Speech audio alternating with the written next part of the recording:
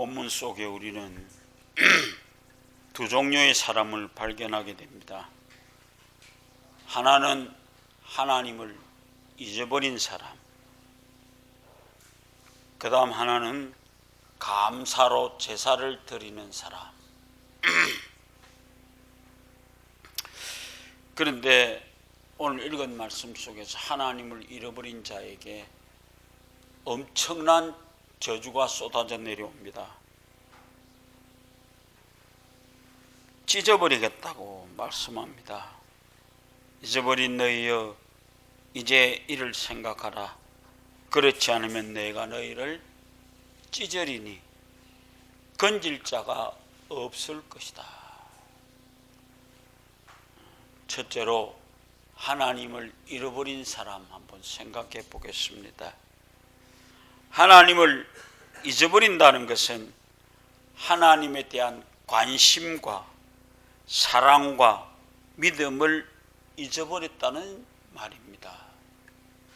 우리 살아가면서 자꾸만 하나님과 멀어져가는 우리의 모습들 속에서 오늘 우리는 놀라운 사실을 깨닫습니다. 잊어버렸을 때에 하나님이 우리를 찢어버리겠다.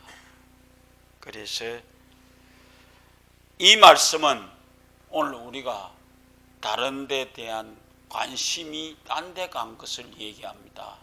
잊어버렸다라고 하는 얘기는 관심이 다른 곳에 갔기 때문에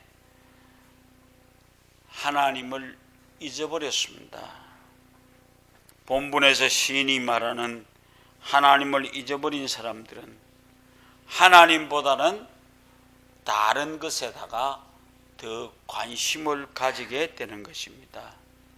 빼앗겨버린 사람, 하나님을 잊어버린 사람, 우리도 한번 생각해 볼 때 이런 생각이 우리 속에 있을 때 하나님을 잊어버립니다. 첫째로 영적 탈진 상태가 일어납니다.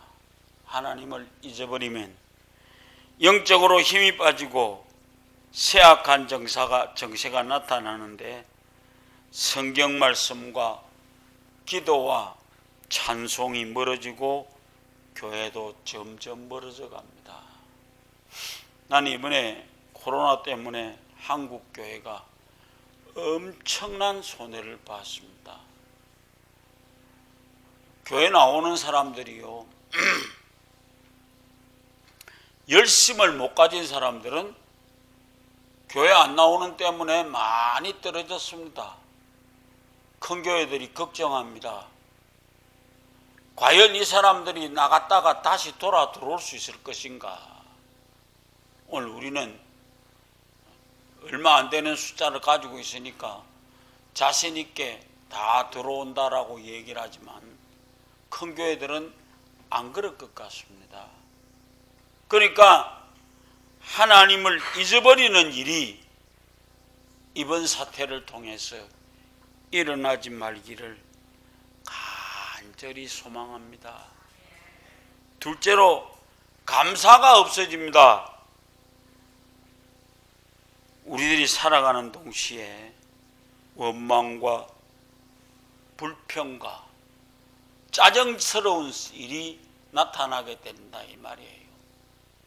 하나님을 잊어버린 사람들이 가지는 자세입니다. 셋째로 모든 것이 부셔지게 됩니다. 파괴되게 됩니다. 내가 너희를 찢으리니 건질 자가 없으리라고 하신 말씀. 찢는다는 것은 분열과 파괴를 의미합니다. 찢어버린다 라고 하는 것입니다. 하나님을 떠나면 인격도 정신도 영혼도 산산조각으로 찢어지는 분열 현상이 일어납니다. 그리고 본문은 하나님께서 찢으면 건질 자가 없다고 말씀하십니다. 많이 생각해야 되는 말씀입니다. 감사를 잃어버린 사람, 이런 사람들이 가지는 생각이, 하나님을 잃어버린 삶이 가지는 것은 감사가 없어진다 그 말이에요. 감사가 없는 삶은 불만스러운 삶이고 불평스러운 삶이고 불안한 삶입니다. 그리고 삭막하고 엄산한 삶입니다. 감사가 없는 삶이 발견되면은 그 속에서 우리의 인격은 산산조각이 나버립니다. 인격도 신앙도 찢어진 종이처럼 아무 쓸모가 없어져 버린다는 말입니다. 조심해야 되겠죠. 감사를 잃어버린 사람이 가지는 일입니다. 둘째로 감사로 제사를 드리는 사람들. 23절에 감사로 제사를 드리는 사람을 설명해 주고 있는데요. 첫째, 항상 마음속에 감사하는 마음을 지니는 것입니다. 둘째로 항상 입으로 감사를 표현하려는 것입니다. 셋째로 물질로 감사의 정성을 표현하는 것입니다. 오늘 온전한 감사는 세 가지 방법에 동시에 이루어집니다. 어느 것 하나도 하나만으로 온전한 감사가 될 수가 없습니다. 하나님의 은혜에 감사하려면 마음이 감사해야 되고 입으로 고백하고 그리고 물질로 드려야만 합니다. 감사로 제사를 드리는 사람의 임하는 세 가지 은혜를 한번 생각해 보겠습니다. 첫째로 하나님을 영화롭게 한다. 하나님 중심의 삶입니다. 하나님을 기쁘시게 하고 하나님께 순종하는 사람. 그래서 하나님께서는 피조물이 드리는 감사를 기뻐하십니다. 특히 감사하는 마음으로 드리는 제사를 기쁘시게 받으십니다. 가인의 제사는 안 받습니다. 오늘 우리는 감사가 없었기 때문에 거기에는 아벨의 제사는 감사로 제사로 드린 예배였기 때문에 하나님이 받으셨습니다. 두 번째로 그 행위가 옳게 된다는 것입니다. 감사로 제사를 드리는 행위를 옳은 행실로 인정해 주실 뿐만 아니라 감사의 제사를 통해서 나의 그릇되었던 행실이 옳게 된다는 뜻입니다. 구약 성경에 보면 하나님을 사랑하는 사람들은 하나님께 제사 드리는 것을 힘썼습니다. 아브라함이 옮겨 앉을 때보다 아브라함은 무조건 하나님 앞에 예배를 드렸습니다. 그 다음 이삭이나 야곱이 가는 곳마다 제단을 쌓고 하나님께 감사했습니다. 오늘 우리는 분명한 것 하나는 신약의 예배 역시 준비와 자세가 중요합니다. 그래서 예배에 못지않게 옳은 행실과 옳은 삶도 중요합니다. 얼마나 예배를 잘 드리냐가 중요하지만 어떤 삶을 사느냐가 더 중요합니다. 세 번째, 하나님의 뭘 보게 된다고요? 구원을 보게 된다고요. 감사로 제사를 드리는 사람은 두 눈으로 똑똑하게 하나님의 구원을 목격하게 된다는 것입니다. 시편 91편 16절에 내가 장수함으로 저를 만족케 하며 나의 구원을 보이리라고 했습니다. 하나님을 사랑하고 하나님의 이름을 부르는 사람들을 만족케 해주시고 하나님의 구원을 보여주시겠다는 것입니다. 출애굽기 16장 10석절에 보면은 너희는 가만히 서서 두려워 말고 하나님께서 오늘날 너희를 위하여 행하시는 구원을 보라 라고 말씀하셨습니다. 하나님이 얼마나 이스라엘 백성에게 하나님 자신을 보여드리고 싶었으면 너희 두려워 말고 가만히 서서 하나님의 구원을 눈으로 똑바로 쳐다보라 라고 하는 것입니다. 구원을 보라는 말을 우리는 주목해서 봅시다. 이스라엘 민족은 하나님의 구원을 보면서 살아온 민족입니다. 홍해에서 바로 군대를 수장시키고 이스라엘을 구원하시는 감격적인 현상을 눈으로 봤습니다. 그리고 여리고 숭에서 일주일 만에 여리고 성벽이 무너지는 것을 그들의 눈으로 똑똑히 봤습니다. 강대국 아수르와 전투에서 하나님이 동원하신 전투 방법은 하룻밤 사이에 아수르 군수 18만 5천 명을 시체로 변하게 하시는 똑똑한 거 봤습니다. 그런데도 이스라엘 민족이 하나님을 원망했습니다. 중요한 것은 누가 언제 하나님의 구원을 보았느냐에 있지 않습니다. 오늘날 내가 하나님의 구원을 날마다 체험하며 살아가고 있다는 것이 더 중요합니다. 복음서에서는 죄인이 구원을 받은 얘기들이, 병든 자가 치료받는 얘기들이, 약자가 강자로 변하는 얘기들이 가득 차 있습니다. 이 세상에는 하나님의 구원을 외면한 채 절망과 좌절과 불행에 빠져 살아가는 사람이 있는가 하면은 하나님의 구원과 희망과 사랑과 평화를 날마다 바라보면서 살아가는 사람도 있다는 얘기예요. 다윗 왕은 시편에서 내 영혼아 여호와를 송축하라. 내 속에 있는 것들아 다 그 성호를 송축하라. 시편 103편 1절 2절에 우리에게 들려주는 말씀입니다. 똑똑히 봐라. 송축해라.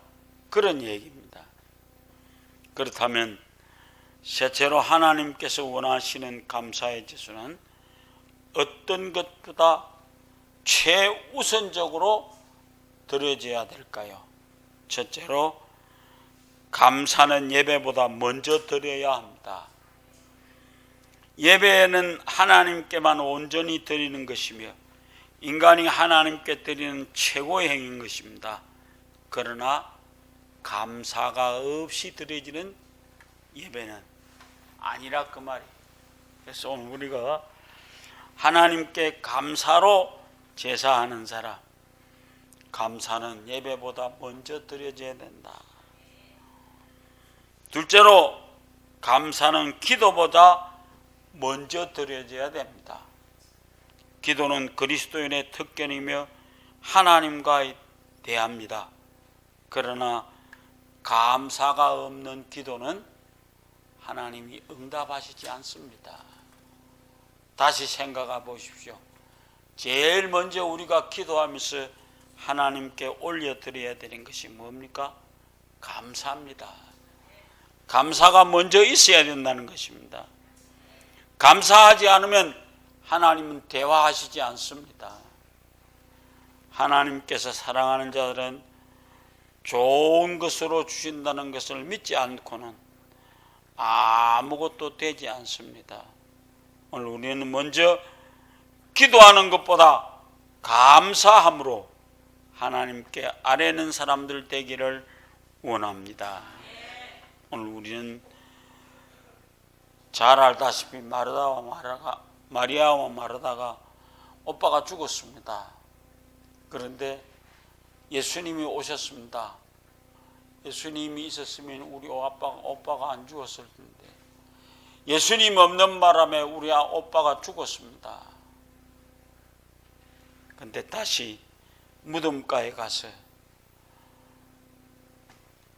예수님께서 돌을 옮겨 놓아라 그렇게 하시고 그 다음에 하나님께서 예수님께서 눈을 들어 하늘을 우러러보시고 가라사대 때 아버지여 내 말을 들으신 것을 감사하나이다. 예수님은 이 같은 감사는 죽은 나사로가 수위를 통해서 동에 맨 채 걸어다니는 기적을 낳았습니다. 이처럼 자신의 기도에 응답받기 위해서는 첫 번째 순서가 감사한다라고 하는 겁니다. 셋째로 감사는 예물보다 먼저 드려야 합니다. 오늘 우리가 구약의 제사에는 예물이 있었습니다. 신약의 예배에도 예물이 있었습니다. 이처럼 하나님을 찬양하고 예배드리기 위해서는 감사함으로 예물을 준비해야만 합니다. 성경은 하나님께 예물을 드림으로 축복받는 것에 대하여 내 재물과 내 소산과 소산물의 처음 익은 열매로 여호와께 공경하라. 그리하면 내 창고가 가득히 차고 내 접틀에 새 포도주가 넘치리라. 잠언 3장 9절 10절. 오늘 우리는 물질의 축복을 받는 사람도 분명한 것 하나는 하나님께 예물을 먼저 드리는 감사가 있으시기를 바랍니다. 넷째로 감사는 봉사보다 먼저 드려야만 합니다. 하나님의 크신 사랑과 축복을 받으려고 하면 무엇보다도 마음을 다하여 하나님 앞에 봉사해야 합니다. 그러나 시편 37편 26절에 저는 종일토록 은혜를 베풀고 구워주니 그 자손이 복을 받는도다. 우리 마태복음 6장 33절 너희는 먼저 그 나라와 그 의를 구하라. 그리하면 이 모든 것을 너희에게 더하시리라. 몸으로 봉사할 때 건강할 수 있으며 물질로 봉사할 때 물질이 풍성할 수 있습니다. 또한 하나님 앞에 봉사함으로 자신의 받은 달란트가 어떤 것인지 어떤 것이 있는지 알 수 있게 되는 것입니다. 봉사는 하나님 앞에 감사함으로 우러나와서 해야만 합니다. 감사함이 없는 봉사는 자기 자신도 기쁨을 느낄 수가 없습니다. 잘 알다시피 교회 속에 봉사를 하는데요, 어떤 사람은 아무리 봉사를 해도 기쁨이 없는 사람이 있습니다. 그러나 조금만 봉사해도 그의 마음속에 기쁨이 넘치는 사람이 있습니다. 바로 이것이 봉사하기 전에 감사가 있었기 때문입니다. 여러분들 하나님 몸된 교회에서 하나님을 섬기듯이 열심히 봉사하겠다는 마음의 자세가 없이는 하늘나라에서도 상급도 없습니다. 그래서 오늘 우리는 범사에 감사로 제사를 드리는 사람들이 되어지시기를 주의 이름으로 부탁을 드립니다.